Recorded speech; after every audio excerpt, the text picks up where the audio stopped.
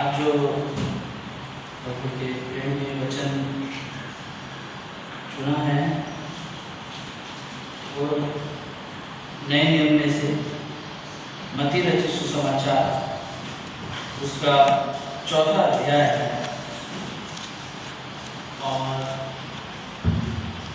उसकी पहली आयत से 11वीं आयत है और उसके पश्चात 17वीं आयत को हम पढ़ेंगे, जहाँ पर उनका वचन इस प्रकार लिखा है। तब आत्मा यीशु को जंगल में ले गया ताकि इब्लीस से उसकी परीक्षा हो। वह 40 दिन और 40 रात निराहार रहा। तब उसे भूख लगी। तब परखने वाले ने पास आकर उससे कहा, यदि तू परमेश्वर का पुत्र है तो कह दे कि ये पत्थर रोटियां बन जाएं। यीशु ने उत्तर दिया, लिखा है, मनुष्य केवल रोटी ही से नहीं परंतु हर एक वचन से जो परमेश्वर के मुख से निकलता है जीवित रहेगा। तब इब्लीस उसे पवित्र नगर में ले गया और मंदिर के कंगूरे पर खड़ा किया और उससे कहा, यदि तू परमेश्वर का पुत्र है तो अपने आप को नीचे गिरा दे, क्योंकि लिखा है, वह तेरे विषय में अपने स्वर्गदूतों को आज्ञा देगा कि वे तुझे हाथों हाथ उठा लेंगे, कहीं ऐसा ना हो कि तेरे पाँव में पत्थर से ठेस लगे। यीशु ने उससे कहा, यह भी लिखा है कि तू प्रभु अपने परमेश्वर की परीक्षा ना कर। फिर इब्लीस उसे एक बहुत ऊंचे पहाड़ पर ले गया और सारे जगत के राज्य और उसका वैभव दिखाकर उससे कहा, यदि तू गिरकर मुझे प्रणाम करे तो मैं सब कुछ तुझे दे दूंगा। तब यीशु ने उससे कहा, शैतान दूर हो जा, क्योंकि लिखा है, तू प्रभु अपने परमेश्वर को प्रणाम कर और केवल उसी की उपासना कर। तब शैतान उसके पास से चला गया और देवदूतों लाकर उसकी सेवा करने लगे। और 17वीं आयत को हम पढ़ते हैं। उस समय से यीशु ने प्रचार करना और यह कहना आरंभ किया, मन फिराओ, क्योंकि स्वर्ग का राज्य निकट है। आमीन।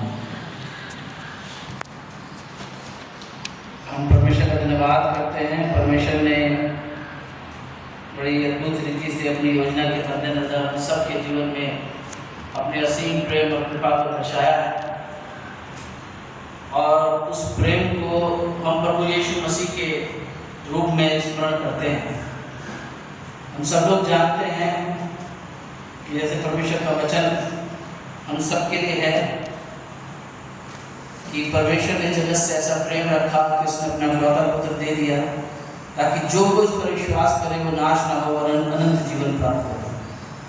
तो प्रभु का वचन हमसे कहता है कि जो उस पर विश्वास करे वो क्या ना हो, नाश ना हो। क्योंकि प्रभु इन वचन के माध्यम से हम सबको बताना चाहता है कि हम सबके लिए सिर्फ एक ही मार्ग है और वो मार्ग क्या है, यीशु मसीह।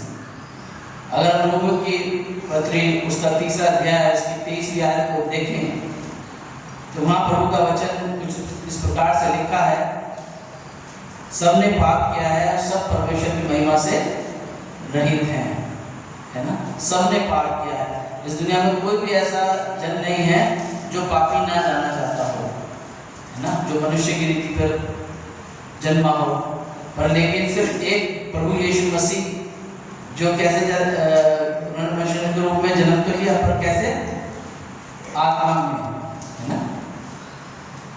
हमारी माता मरियम गर्भवती हुई और उन्होंने एक पुत्र जना जो कि एक उद्धारकर्ता के रूप में उन सबके लिए जाना गया और उसी के द्वारा आज हम उसके पवित्र नाम पर विश्वास कर पाते हैं। क्यों?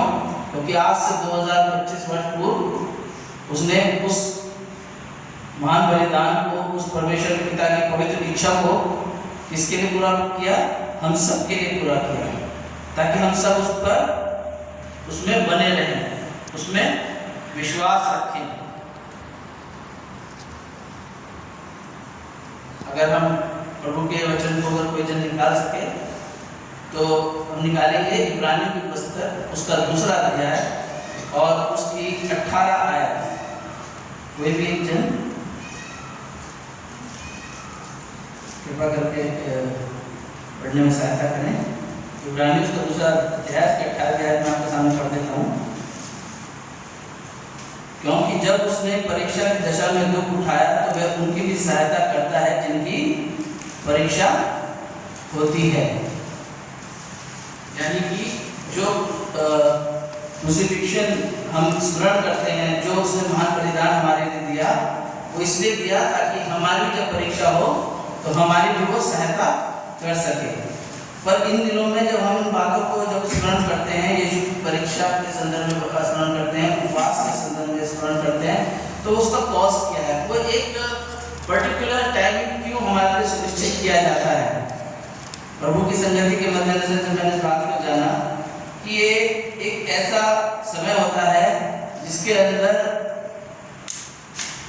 परमेश्वर हमें मन फिराव का एक अवसर देना चाहता है, और इसमें प्रभु के तमाम लोग जो प्रभु पे विश्वास करते हैं एक मत होते हैं, एक मन होते हैं और लौ लगाते हैं प्रभु से। प्रतिदिन घर घर प्रार्थनाएं होती हैं और परमेश्वर जिसको अगुवाई बख्शता है वो परमेश्वर के प्रेम को व्यक्त भी करता है, उसकी गवाही को भी देता है, और सब एक दूसरे के लिए प्रार्थना करते हैं ताकि अगर हम में से कोई निर्बल है, कमजोर है या किसी जीवन में किसी प्रकार की कमी घटी है, वो परमेश्वर से दूरी है, तो वो भी परमेश्वर की ओर फिर जाए, पहले हम स्वयं और फिर दूसरों के लिए भी। क्योंकि ये परीक्षा का ऐसा दौर होता है जिसमें लोग अपने आप भूखे भी रहते हैं, प्यासे भी रहते हैं, परमेश्वर की संगति में एक मन होते हैं, इसलिए ताकि वो परमेश्वर का प्रेम, उसकी इच्छा प्रभु के लोगों में निरंतर पूरी हो। और जब हम इन वचनों को पढ़ते हैं तो हम देख पाते हैं कि आज भी जैसे परीक्षा प्रभु यीशु मसीह की उन समय में हुई, वो आज भी हर एक के जीवन में भी होती है। जब परमेश्वर पिता ने अपने पुत्र को भेजा, प्रभु यीशु मसीह ने अपनी मिनिस्ट्री को स्टार्ट किया, तो उससे पहले 40 दिन और 40 रात क्या रहे, निराहार रहे।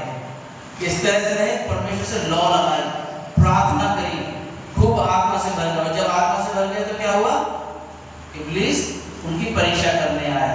ऐसी हम सब के जीवन में परीक्षाएं जानी जाती हैं, और हमें क्या होता है, इब्लीस बहकाना चाहता है, डाइवर्ट करना चाहता है कि परमेश्वर पर विश्वास ना करें, वरन संसारिक बातों पे, संसारिक इच्छाओं पे, संसारिक अभिलाषाओं पे, जिससे हमारा शरीर, हमारी दुनियावी जीवन जिया जाता है, उस पर हम कंसंट्रेट करें और उसके लिए हम प्रयास करें।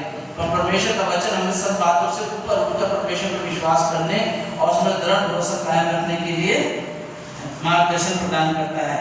और प्रभु का वचन बताता है कि जब प्रभु यीशु मसीह 40 दिन 40 रात निराहार रहे, तो रखने वाले ने पास आकर उससे कहा, यदि तू परमेश्वर का पुत्र है तो कह दे कि ये पत्थर रोटियां बन जाएं। तो सबसे पहले इंसान की रिक्वायरमेंट क्या है, भूख है ना, पेट।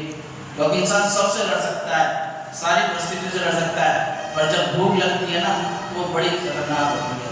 इससे बड़ा दुश्मन कोई नहीं होता। मैंने अपने जीवन में प्रभु की संगति में इस प्रकार जैसे आज मैं प्रभु के प्रेम और अनुग्रह में पढ़ता हूँ, उस प्रकार से तो नहीं, और उससे पहले मैंने बहुत सारी ऐसी बातें देखी कि लोग खाने के लिए अपने इस जीवन को दुनियावी तौर पर बनाए रखने के लिए किस हद तक गुजरते हैं, और बहुत सारे लोग जिन्हें कुछ नहीं मिलता वो कहाँ से इस भोजन का पाने के लिए प्रयास करते हैं। और ये भोजन एक ऐसी रिक्वायरमेंट है जिससे कोई व्यक्ति अछूता नहीं है, चाहे वो किसी भी देश का हो, किसी भी प्रांत का हो, किसी भी राज्य का हो, किसी भी व्यक्तित्व का हो, छोटा बड़ा अमीर गरीब किसी भी तरह का व्यक्ति हो, ये भूख हर एक को सताती है ना। और जब हम अपने से प्रेम रखते हैं, अपने बच्चों से प्रेम रखते हैं, तो हम देखते हैं कि हमारे बच्चे भी जब किसी बात की रिक्वायरमेंट करते हैं तो हम कुछ भी करके साम काम दन बेल करके किसी भी तरह उनकी उस रिक्वायरमेंट को फुलफिल करना चाहते हैं। क्यों? क्योंकि हम उन्हें भूखा नहीं देख सकते।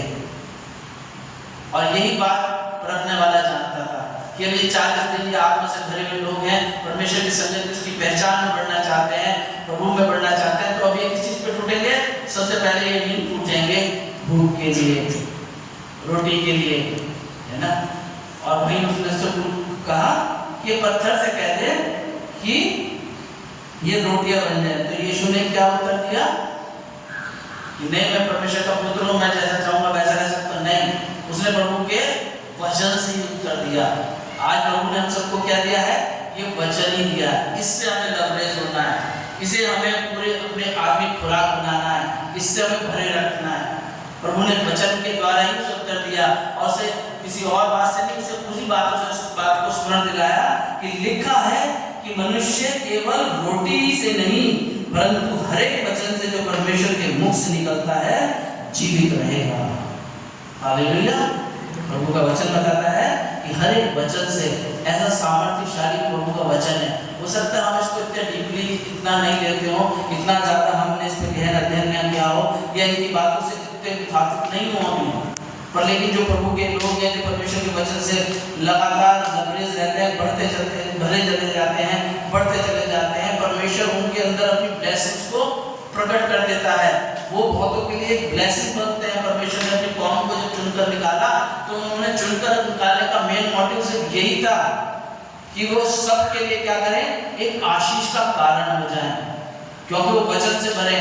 उनको और किसी बात की रिक्वायरमेंट नहीं, वो वचन से इस प्रकार से भरे कि वो बहुतों के लिए एक ब्लेसिंग बन रहे हैं, एक बहुत आशीष का कारण बन रहे हैं। और यही बात अपने उस समय की परीक्षा के दौरान कहता है कि लिखा है कि मनुष्य केवल रोटी से नहीं परंतु हर एक वचन से जो परमेश्वर के मुख से निकलता है जीवित रहेगा। अगर हम इसे पढ़ना चाहें तो ये प्रभु का वचन निर्गमन की पुस्तक उसका 34वां अध्याय उसकी 28वीं आयत के अंतर्गत लिखा है। तब इब्लीस उसे पवित्र नगर में ले गया और मंदिर के खंभों पर खड़ा किया और उससे कहा यदि तू परमेश्वर का पुत्र है तो अपने आप को नीचे गिरा दे, क्योंकि वह तेरे विषय में दुष्टों को आज्ञा देगा कि वे तुझे हाथ उठा लेंगे, कहीं ऐसा ना हो कि तेरे पांव में पत्थर से ठेस लगे। प्रभु यीशु मसीह का ठेस लगना स्वाभाविक है, पर हाय उस मनुष्य पर इसके कारण ठोकर लगती है ना। और इब्लीस क्या कह रहा है, रखने वाला क्या कह रहा है कि तू अपने आप को गिरा दे। किस लिए गिरा दे? परमेश्वर की उस पहचान से गिरा दे, अपने उस व्यक्तित्व से जो परमेश्वर ने तुझे दिया है, जो मसीहत तेरे अंदर प्रभु में जानी जाती है, जिसके कारण तुझे परमेश्वर ने एक ब्लेसिंग बनाया, एक आशीष का कारण बनाया है कि तू जहां जहां जाएगा, जो जो तू करेगा, वहां से क्या होगा, परमेश्वर अपने प्रेम को प्रकट करेगा। परमेश्वर के लिए एक भी जन उसका बड़ा कीमती है, परमेश्वर नहीं छोड़ता। हम हो सकता है बहुत सारे बातों को नजरअंदाज करते हैं, पर परमेश्वर नहीं छोड़ता। जिसको परमेश्वर ने अपनी पहचान दे दी तो दे दी, उसकी ब्लेसिंग उसके अंदर से प्रकट होंगी तो प्रकट होंगी, वो बहुतों के लिए ब्लेसिंग बनेगी, क्योंकि वो भी उसके बेटे और बेटी हैं। यूहन्ना उसका पहला अध्याय उसके अंतर्गत लिखा है, जिन्होंने उस पर विश्वास किया उसको उसने परमेश्वर की बेटे और बेटी होने का राइट दिया। और हम परमेश्वर के पुत्र की ही बात कर रहे हैं, और वो कह रहा है कि तू इस अपने आप को गिरा दे, परमेश्वर के पुत्र के, परमेश्वर के लोग, परमेश्वर की कौम के अनुसार जीवन मत जी, परंतु भी दुनियावी बातों के तहत जी, और इन सारी बातों को नजरअंदाज करते हुए उन बातों पर ज्यादा चिंतन कर, उन बातों पर ज्यादा तर्जुमा कर। तो प्रभु कहता है कि लिखा है। कैसे लिखा है? प्रभु क्या कह रहा है? प्रभु अपने वचन के माध्यम से क्या बताना चाह रहा है कि वचन में लिखा है। हमें भी परमेश्वर के वचन के द्वारा क्या करने हैं, अपने आप को दृढ़ विश्वास के साथ परमेश्वर के प्रेम को दर्शाना है। कि लिखा है कि तू प्रभु अपने परमेश्वर की परीक्षा ना कर। मेरा परमेश्वर मेरे जीवन की तमाम बातों को मुझसे बेहतर जानता है। प्रभु का वचन बताता है कि तुम्हारे मांगने से पहले तुम्हारी सारी आवश्यकताओं को जानता है ना। प्रभु को, लोगों को और किस बात के धन्यवाद देते हैं? इसी बात के धन्यवाद देते हैं कि हमारे जीवन में क्या है, परमेश्वर है। एक वचन जो बड़ा अच्छा लगता है, भी मैं उसको पढ़ता हूँ तो मेरा दिल गदगद होता है, मैं प्रभु का धन्यवाद करता हूँ। प्रभु का एक अभिषेक जन जिसके द्वारा प्रभु के तमाम विश्वासी जन जाने जाते हैं, उसका नाम था अब्राहम, है ना। और अब्राहम से प्रभु ने एक बात कही थी, उसे हम पढ़ेंगे उत्पत्ति की पुस्तक उसका 15वां अध्याय और उसकी 1 आयत। उत्पत्ति की पुस्तक उसका 15वां अध्याय उसकी 1 आयत। वहां इस प्रकार लिखा है, इन बातों के पश्चात यहोवा का यह वचन दर्शन में अब्राहम के पास पहुंचा, हे अब्राहम मत डर, तेरी डाल और तेरा अत्यंत बड़ा प्रतिफल मैं हूँ। हालेलुया। प्रभु क्या बताना चाह रहा है कि उसका प्रतिफल क्या है? परमेश्वर स्वयं है। अगर प्रभु हो गया हमारे साथ, अगर प्रभु मेरे ऊपर है, फिर मुझे किस बात की चिंता? यही तो हमारे जीवन का सार है, यही तो हमारे जीवन का आनंद है, यही परमेश्वर का धन्यवादित है, उसका शुक्र अदा करते हैं, उसकी महिमा करते हैं। क्यों? क्योंकि सारे हालातों और परिस्थितियों के बावजूद भी परमेश्वर ने हमसे इतना अत्यधिक प्रेम किया कि उस प्रेम की खातिर अपने इकलौते पुत्र को दे दिया, ताकि आज अगर हम उस पर विश्वास करें तो नाश हो सकते। नाश होना लाजमी है सबका, क्योंकि सब अभी जैसा हमने वचन में जाना, सब अपने पाप किया, सब परमेश्वर की महिमा से रहते हैं। पर हमें क्या करना है? रिपेंट करना है, मन फिराना है, परमेश्वर की ओर फिरना है, क्योंकि उसके बाद जो प्रतिफल हमारे लिए परमेश्वर ने मुकर्रर किया है उसे कोई चाहकर भी हटा नहीं सकता। You are the blessed person, आप परमेश्वर के अभिषिक्त जन हो, प्रभु के लोग हो। प्रभु का वचन कहता है, और उसने बोला ये भी लिखा, तुम्हें परमेश्वर की परीक्षा ना करो, जानता है कि मुझे गिराने के लिए जो तू प्रयास कर रहा है, जो मेरे जीवन में परिस्थिति को ला रहा है, तो उससे मुझे कोई परेशानी नहीं। क्यों? तो परमेश्वर ने मुझे बताई है, ये मुझसे बोला है कि तेरा बड़ा प्रतिफल मैं हूँ, है ना। हम सब के लिए प्रभु ने इस बात को व्यक्त किया, जो प्रभु पे विश्वास करते हैं, और प्रभु ने अपने पवित्र प्रेम और संगति से हमें आशीषित किया है, तभी हम प्रभु के नाम की गवाही दे पाते हैं, उसकी हम दो तारीफ और महिमा कर पाते हैं। प्रभु का वचन बताता है कि तब इब्लीस उसे एक बहुत ऊंचे पहाड़ पर ले गया और सारे जगत के राज्य और उसका वैभव दिखाकर उससे कहा, यदि तू गिरकर मुझे प्रणाम करे तो मैं ये तुझे सब कुछ दे दूंगा। कितनी इच्छाएं जागृत कर दी गई हैं आज के दौर पे, और मैं प्रभु की संगति के मद्देनजर बात को समझता हूँ कि प्रोसेस वही है। जैसे बीते समय में पुराने नामों के मद्देनजर हम सब सुनते आ रहे हैं कि उत्पत्ति में क्या हुआ था, आदम और हव्वा थे, और आदम और हव्वा को क्या कहा था, इब्लीस ने क्या था, बहका दिया था। कैसे बहका दिया था? उनके ज्ञान को इंक्रीज कर दिया था कि तुम ये फल खाओ और तुम ना मरोगे, है ना, वरन क्या हो जाओगे, परमेश्वर के इक्विवेलेंट हो जाओगे। और वो क्या करना था, उसे परमेश्वर से क्या कहते हैं, अनाज्ञाकारिता उनसे करवानी थी और परमेश्वर की संगति से दूर करना था, और वो उसका कॉज सफल हुआ उस समय में। पर आज जब हम प्रभु यीशु मसीह पे विश्वास करते हैं, परमेश्वर के नाम को लेते हैं, तो हमारे जीवन में भी आज बहुत सारी चीजें आती हैं। आज दुनिया की तमाम जितनी एक्टिविटीज हैं, जितनी एक से एक लग्जरियस लाइफस्टाइल है, सब हमारे जीवन में जाना जाता है। और कोई भी चाहे हर तौर से जाने पर हर एक के मन में किसी न प्रकार का कोई ना कोई इच्छा जागृत हमेशा जानी जाती है ना। और यही बात इब्लीस जानता था और आज भी जानता है। क्या कहता है?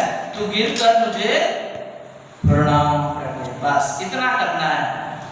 कोई बहुत लंबा चौड़ा मुझे क्वालिफिकेशन नहीं करनी है, बहुत ज़्यादा अपने आप को एफर्ट नहीं करना है। ओनली क्या करना है, we have to go down, है ना, और मुझे क्या करना है, तुझे खाली सिजदा कर देना है।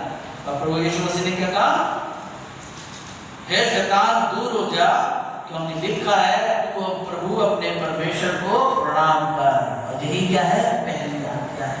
10 हुक्मों में सबसे पहली आज्ञा क्या लिखी है, तू अपने प्रभु परमेश्वर को छोड़ और किसी की उपासना ना करना। क्या लिखा है, ईश्वर करके ना मानना, है ना, ये लिखा है ना। क्या लिखा है, मैं तेरा परमेश्वर यहोवा हूँ, तू मुझे छोड़ दूसरों को ईश्वर करके ना मानना। हाँ, दूसरे को ईश्वर करके ना मानना। क्यों? जब ऐसी कोई परिस्थिति आएगी तो क्या होगा, वो सिर्फ इतना कहेगा, we have to go down. पर तुम्हें क्या करना है, परमेश्वर का दृढ़ भरोसा विश्वास कायम रखना। और यही बात परमेश्वर ने, प्रभु यीशु मसीह ने उस समय में व्यक्त करी। परमेश्वर के पुत्र ने इससे बोला, किसे, अपने परमेश्वर को प्रणाम करना है ना? और केवल उसी की उपासना करना है, क्योंकि वही हमारे जीवन को बदल सकता है, वही हम सबको आशीषित जीवन दे सकता है।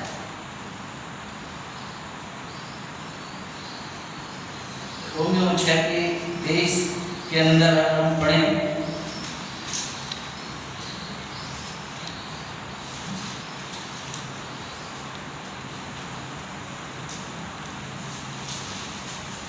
वहाँ लिखा है, क्योंकि पाप की मजदूरी तो मृत्यु है, परंतु परमेश्वर का वरदान हमारे प्रभु मसीह यीशु में अनंत जीवन है, कभी ना खत्म होने वाला जीवन है, वो आशीषित जीवन है, वो ब्लेस्ड जीवन है। इसीलिए क्या करना, हमें अपने प्रभु परमेश्वर को प्रणाम करना, केवल उसी की उपासना करना। ये जो समय है, तब शैतान उसके पास से चला गया और देखो स्वर्ग में आकर उसकी सेवा करने लगे। यीशु मसीह के उस दौर में, उस समय में जो परीक्षाएं हुई, सारी परीक्षाओं में परमेश्वर ने उस वचन के द्वारा फतह हासिल करी, जयवंत हुआ। और जो आज प्रभु यीशु को विश्वास करते हैं वो भी क्या होते हैं, जयवंत होते हैं। प्रभु का वचन बताता है, पहला यूहन्ना उसका 4वां अध्याय और उसकी 4वीं आयत के अंदर लिखा है, हे बालकों, तुम परमेश्वर के हो और तुमने उन पर जय पाई है, क्योंकि जो तुम में है, कौन है, क्योंकि जो तुम में है वह उससे जो संसार में है बड़ा है। हम इस विश्वास को ज्ञान के साथ बयान कर सकते हैं, बोल सकते हैं, इस विश्वास के साथ अपने जीवन को प्रभु में जी सकते हैं। परिस्थितियाँ बड़ी विकट है आज के दौर में, बहुत सारी परिस्थितियाँ ऐसी हैं जिसे समझ पाना, उसमें रूबरू पाना बड़ा मुश्किल हो जाता है, पर लेकिन परमेश्वर है। विश्वास के द्वारा हम उस बात को जानते हैं और देखते हैं, क्योंकि वो जिंदा परमेश्वर है।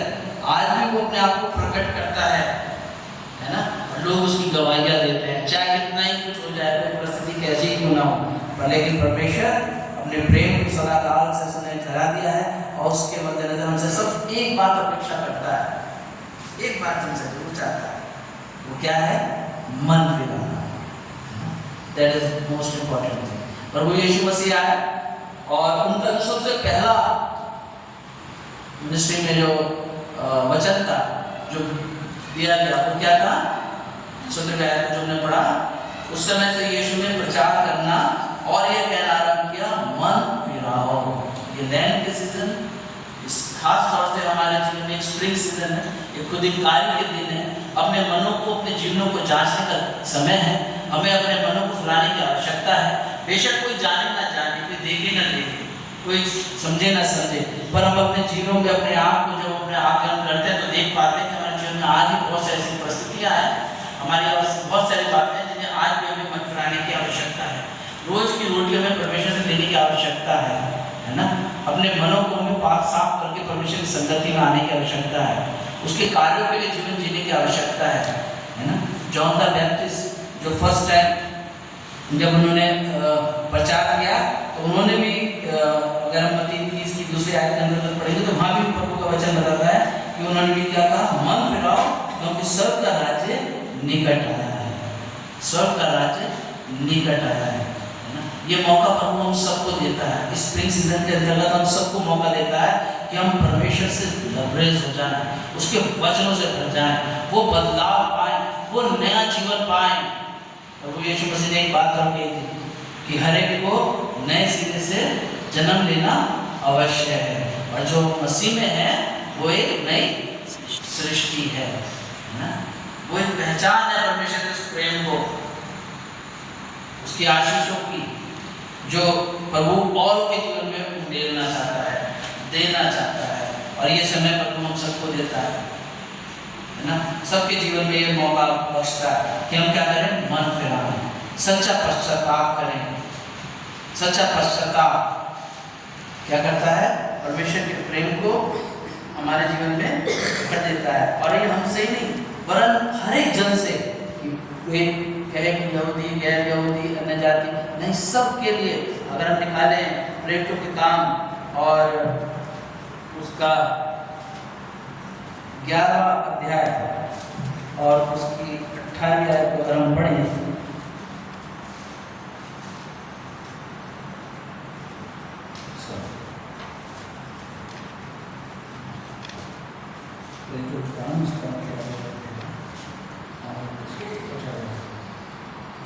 जी,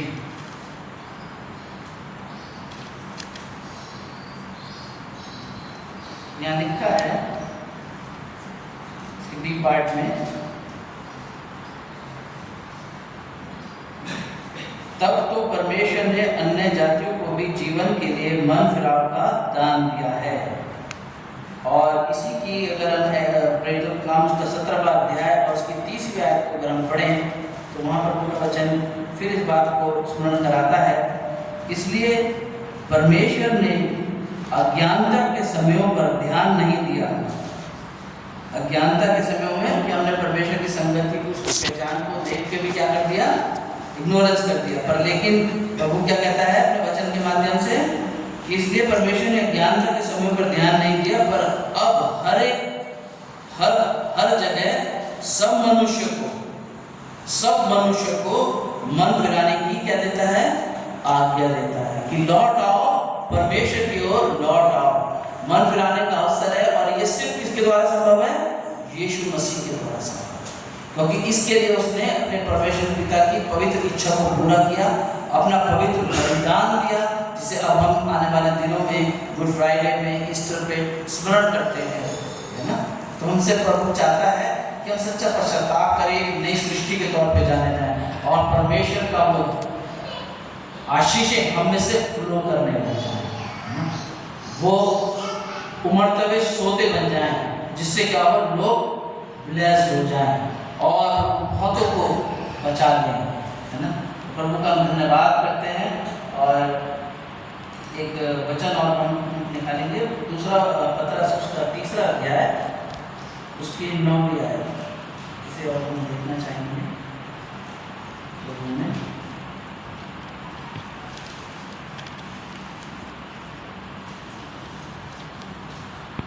दूसरा पतरस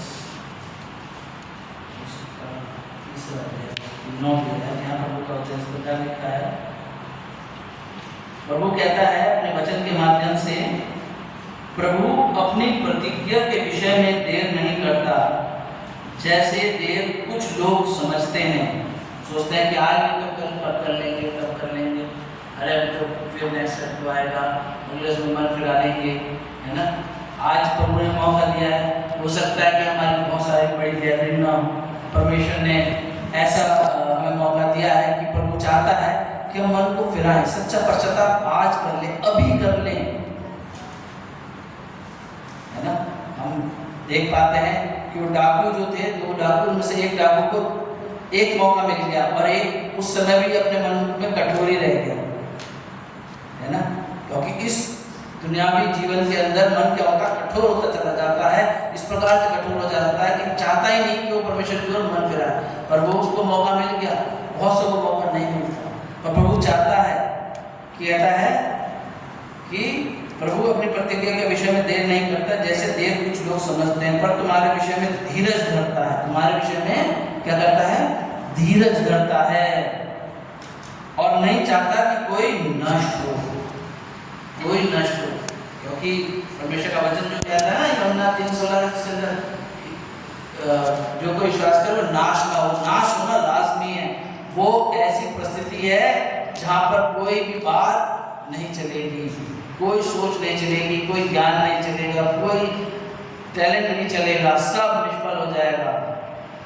प्रभु का वचन कहता है, पर कहता है कि वो धीरज धरता और नहीं चाहता कि कोई नष्ट हो, वरन यह कि सबको मन फिराव का अवसर मिले। तो प्रभु ने आप इन समय में, आज के दिन में, इस समय में प्रभु एक बार फिर हमें मन फिराना चाहता है कि हम मन फिराएं, है ना। परमेश्वर की ओर सच्चा पश्चाताप करें, परमेश्वर की ओर पूर्ण तरह से लौट आए। प्रभु का वचन कहता है कि मरकुस उसका 2 और 17 आयत के अंतर्गत एक जन्म पढ़ते हैं। मरकुस उसका 2रा अध्याय उसकी 17वीं आयत के अंतर्गत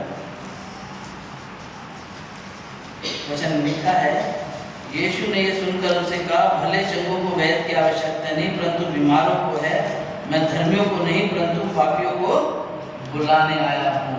तो 100 में एक को भी नहीं चाहता कि नष्ट हो, 99 को छोड़ 21 भी रखता है। तो हमसे वो तब प्यार करता है, और वो नहीं चाहता कि हम जो प्रभु के लोग हों किसी भी तरह से नष्ट हो। प्रभु का वचन बताता है, लूका 15 उसकी 17वीं आयत के अंतर्गत, लूका 15 उसकी 17वीं आयत के अंतर्गत प्रभु का वचन बताता है मैं तुमसे कहता हूँ कि इस रीति से एक मन फिराने वाले पापी के विषय में भी स्वर्ग में इतना ही आनंद होगा जितने कि 99 ऐसे धर्मियों के विषय नहीं होता जिन्हें मन फिराने की आवश्यकता नहीं। हम स्वयं की धार्मिकता से, अपनी पहचान से परमेश्वर के उस प्रेम को नहीं जी सकते। परमेश्वर की हजूरी में हमें सच्चा पश्चाताप करना है, जिसके द्वारा प्रभु यीशु मसीह हमें अपनी पहचान देगा और हम वो कर पाएंगे जिससे हमारा सच्चा आनंद प्रभु में पूरा होगा। बीते दिन प्रभु के दास ने यहाँ वचन प्रचार किया और यूहन्ना 15 उसके अंतर्गत वचन दिया था, जिसके अंदर एक आयत बड़ी अच्छी थी कि तुम मुझ में बने रहो और मैं तुम में। जैसे डाली यदि दाखलता में बनी ना रहे तो अपने आप से नहीं फल सकती, वैसे तुम भी यदि मुझ में बने ना रहो तो नहीं फल सकते। मैं दाखलता हूँ, तुम डालियाँ हो, जो मुझ में बना रहता है मैं उसमें वह बहुत फल फलता है, क्योंकि मुझसे अलग होकर तुम कुछ भी नहीं कर सकते। और प्रभु का वचन इसी अध्याय के अंतर्गत 8वीं आयत के अंतर्गत कहता है कि मेरे पिता की महिमा इसी से होती है कि तुम बहुत सा फल लाओ, तभी तुम मेरे चेले ठहरोगे। और 9वें आयत में कहता है जैसे पिता ने मुझसे प्रेम रखा वैसे ही मैंने तुमसे प्रेम रखा, मेरे प्रेम में बने रहो। हम सबसे परमेश्वर यही चाहता है कि हम उसके प्रेम से लबरेज रहें, उसकी आत्मा के फलों से, आत्मा के बर्ताव से बढ़ जाए। और जैसे जैसे हम उसके गहनता को समझते चले जाते हैं, उसमें परिपक्व और मजबूत होते जाते हैं, आप अपने जीवन से देखेंगे परमेश्वर आप में होकर किस प्रकार से ब्लेसिंग को प्रकट करता है ना। बहुतों के लिए आपको ब्लेसिंग का कारण बनाया है। परमेश्वर आप सबको पता है से आशीषित करें। आइए हम प्रार्थना करें। दयालु सामर्थ्य अनुग्रह कार्य शक्तिमान खुदावन, निहाती शुक्रगुजार है खुदा तेरी रहमत और बरकत तेरे आज के सुंदर कलाम के तेरे प्रेम अनुग्रह के तेरे हम सब ने जाना खुदा सच में तो महान शक्तिमान खुदा है जो सदा रहमत फरमाता है और हमें एक बार फिर ये मौका बख्शता है कि हम तेरी ओर फिर सच्चे पश्चाताप करें और तेरे अधीनता को स्वीकारते हैं, प्रभु तेरी पहचान में अपने जीवन में जीने मानव से धन्यवाद करते हैं पिता परमेश्वर हमारे हैकर के लिए खुदा, हैकर के लिए, यहाँ की कम्युनिटी के लिए, यहाँ की तमाम मिनिस्ट्री के लिए, तमाम लोगों के लिए खुदावन मेरे परमेश्वर सब पर तेरी बताए से आशीष हो खुदा। और आज के वचन के मद्देनजर पिता हमने सुना और जितनी तेरी ओर मन फिराते कुछ सबको बताए से आशीषित कर और बहुतों के लिए ब्लेसिंग का कारण बने। मेरे और मेरे परिवार पर, मेरे बच्चों जीवों पर भी तेरे रहे मेरे प्रतिष्ठित बनी रहे। आने वाले समय में जब भी लोग तो अपने पवित्र और अनुग्रह के तरीके हमें इस मौका देता है कि हम तेरे नाम में जुड़ें, हृदय आत्मा से प्रभु तेरे नाम की गवाही दें, तेरी हम तो तारीफ और महिमा करें प्रभु यीशु को। सारा आदर महिमा तुझे देते हुए आपके पूरे समय को तेरे पास में सौंप देते हैं। इस प्रार्थना को आपके प्यारे बेटे हमारे जिंदा खुदा यीशु के पवित्र नाम में इस प्रार्थना को मांगते हैं, आमीन।